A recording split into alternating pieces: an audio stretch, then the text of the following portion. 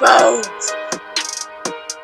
What up? Welcome back once again to the Necro Zoo. I am Boone. This one, let's go ahead and add one more figure to my McFarlane DC Multiverse collection. Now, today we will take a look at the Silver Age version of Batman plus Ace, the Bat-Hound. Now, I did pick these up from McFarlane's toy store directly.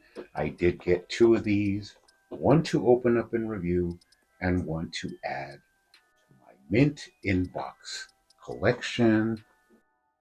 Now, I will have to say, I completely forgot about ordering these, so it was a surprise when they came in. I think these came in Monday, so I've been sitting on them for a couple of days. But interestingly enough, I was really surprised by this figure. Now, I recently did my Geoforce review. You could check that one out. And in that review, I did say that Geoforce was like a 9 out of 10. There was some things that I didn't like about it, which were minimal, but it did keep it from being a perfect release. And very shocked to take a look at this one. And once again, McFarlane really hitting his stride. This one is another almost 10 out of 10 release, but I did have one negative about it. Not too much in the actual figure or in the actual release, but for what it is, this is a very solid figure from McFarlane's DC Multiverse. Now we will get into more of the details, have a little bit of fun doing some figure photography and doing some comparisons. They do look pretty heroic in the packaging, but let's go ahead and take a closer look at him. But first, he does come with your standard black DC Multiverse stamp. Now, of course, these are not really needed, but sometimes they do come in useful. He also comes with his data file card. On the front, you do have an image. I think this is like 50s or something like that, getting into the late 40s, early 60s, but you got that 50s Silver Age era of DC Comics. Pretty cool source material image there. You do have Ace the Bat-Hound very prominent, and you can also see Robin the Boy Wonder in there. Pretty cool. Also on the back, you do have a lot of information. Now, there is a platinum version of this, and it is that interdimensional Zurinar Batman that we did receive a version of earlier, but this is a more classic style costume. Now, there is something missing that I wish McFarlane would have added, but I do have a fix to that, so we'll talk about that later on. But other than that, pretty simple, pretty cool. Add that to the collection. Now, he does have some accessories. You do get, besides the two fists that he comes with, you get some alternate gripping hands, which are always useful for holding grapnel guns or the batarangs.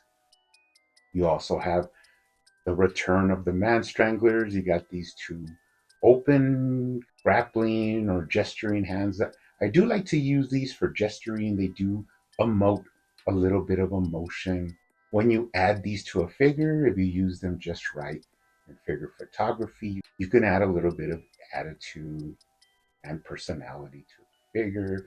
Unlike me, that I have no emotions at all, but pretty cool. We'll add those to the collection. Another thing that I like about these is the blue that they are. You can mix and match them with different figures we have received that have that very light baby blue color scheme. So that's pretty awesome.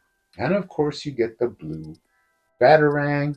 I was going to reference and look this up and see exactly which Batarang Batman used in the Silver Age. It might be black, but we do have alternate Batarangs to put with him.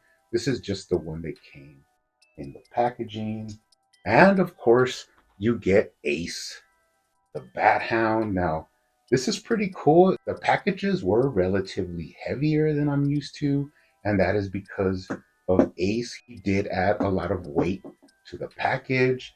Only bad part is looking at him. Pretty cool. He has the bat symbol on his collar. He got his mask. The only big negative, and I think in all, this is a negative for the whole package.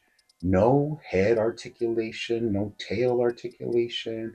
It is one of those solid animals that has become standard from McFarlane. I just really think he has some points here around the neck where they could have added at least some head articulation. I may look into doing that myself, but not too sure. But for what it is, it's a cool rendition of Ace the Bat-Hound. But he is done pretty well, except for the minimal articulation. But it is finally cool to add another side character of the Bat family. And that is what I mean when I say this is a pretty solid release from McFarlane. You have the extra hands, you have the Batarang, you have this really nice wired cloth cape, you have the Bat Hound. I think I'll only take off like half a point for no articulation in Ace. So this is not a 10 out of 10, but it is a 9.5 out of 10. So McFarlane definitely edging a little bit closer for me to give him a 10 out of 10 release, which has still been very elusive for McFarlane. But for what it is a complete release that I really think is worth the 22, 20, between 20 and $25 release. Pretty sweet. But let's go ahead and take a more detailed look at the figure. Very nice representation of the Silver Age Batman. Now, this look always reminds me kind of more of like a Batman Brave and the Bold, the animated series, a more classic rendition of the Caped Crusader. But for first impressions, really, really good, solid figure by McFarlane, executed very nicely. You get all the points. The shade of gray that they used is perfect. The yellow on the belt is exact. You even have that slight blue shading on the side of the trunks. Now, this is the Nightfall Batman buck, which is awesome. This really fits to a lot of different interpretations of Batman. I've picked up a lot of them recently, like the manga Batman and the Bullseye Batman. All of these are awesome alternate costumes that are represented really well using that Nightfall Batman buck, but looks really great. Very, very nice representation of Silver Age Batman. Taking a closer look at the head sculpt, they really nailed it with this one. Everything you would want from a Silver Age Batman is in here. The highlighting of the cowl, the short wide ears, and they even added some nice different tones and flesh colors to the open part of the mask. Even that little hint of nose that is exposed on this one, which I usually detest on a Batman, this one works really well because that is how he is portrayed in those classic comics. The black shading on the top part of the cowl is done very cleanly and precise, so very, very nice head sculpt. The whited out eyes are done flawlessly. So definitely very superbly executed head sculpt. You got articulation. He could look down, look up very high. Of course, if you heat this up, you get a lot more range. You got right to left. And of course, you could tilt the head for some attitude. Very nice. Of course, you have the same articulation we've seen before, that waist articulation. He does have a slight forward crunch. Shoulders move around with the bushing and socket shoulder joint very smoothly, very smooth articulation. As I stated before, McFarlane definitely starting to get out a lot of the bugs and the kinks on these newer releases. I thought this Geoforce figure was executed almost perfectly, and it's nice to see that even the next review I do, the figure is done very nicely. Very relieved to see they did a whole new belt for this figure. You could compare it to older capsule belts. This one is representing more from the Silver Age Batman design and look. Going down to the legs, you do have some thigh swivel there. Pretty same articulation and movement of the lower body. We've seen it before. Pretty cool.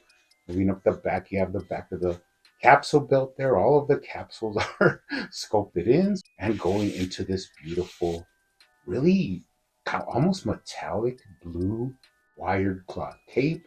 And some people are like, oh, who cares? Cloth cape with a wire. Oh, like they try and downplay it. But this is something really big that McFarlane has brought out, especially now that he's realized that it can be an economical addition while still adding a lot of play factor to the figure, or you can put it in multiple positions any way you want to when you're doing figure photography or displaying him. So, as I said, really a very complete release by McFarlane. I mean, you can't really get any closer to perfection than that. And the way I can show this is, of course, I have all of the old Mattel DC figures. So I do have the Batman Legacy version of the Silver Age Batman. And if you look at this one, you can see all the points and hits that are really ported on and represented in this new style McFarlane figure. Now, though this one is a lot softer and looks more like a McDonald's toy with a lot less detail and articulation, you could see everything from the cowl to the trunks. They even matched the blue on the side of the trunks, which is a cool detail that I'm glad McFarlane added in. So aside from the archaic articulation, pretty much non-detailed sculpt work for this Mattel Batman, you can really see where McFarlane has just gone leaps and bounds away from what we saw from the 6-inch version of Mattel and moving into a more new era 7-inch style figure from McFarlane. So, really happy with this release. Of course, although it's not one of my favorite versions of Batman, as I said before, this is a complete release, which a lot of people will be happy to add to their collection. You have Ace the Bat-Hound. Now, the one thing I'm sad that they did not add, and they do talk about it, which is adding the Zur-En-Arrh Batman and the interdimensional parts of these storylines from the 50s. They didn't add the Batmite. Now, this one did come with this Silver Age version of Batman from Mattel, but you can see he scales very well with this version of Batman.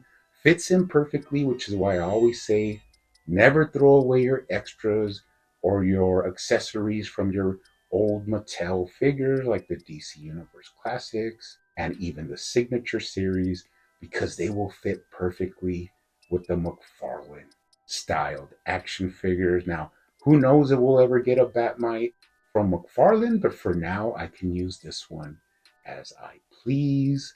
Now, very soon, we're going to have a lot of different figures representing the Silver Age. We have that Dr. Fate coming out. We have a Silver Age Superman. And we've already received the Green Lantern Silver Age version of Hal Jordan. So add in Ray Palmer's Atom, and we're starting to build a very nice Silver Age lineup of DC characters. Now, of course, you got to add a villain, so you can add the Joker with this Batman. Of course, it's not a party until you add in the Boy Wonder, Robin.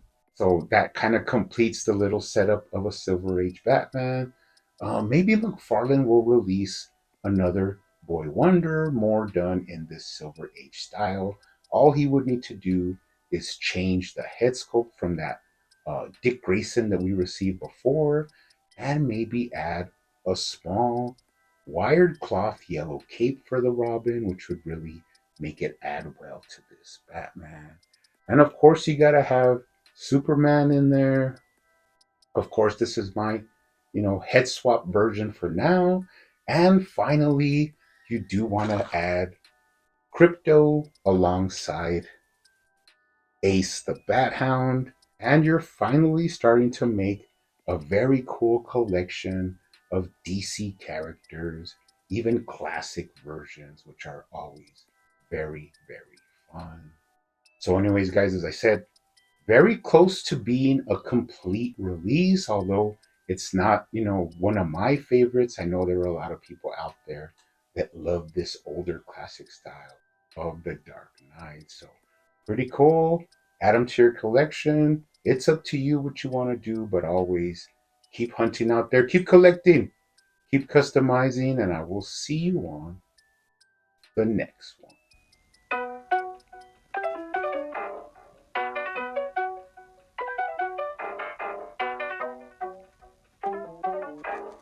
They used to call me Crazy Joe, but now they can call me Batman.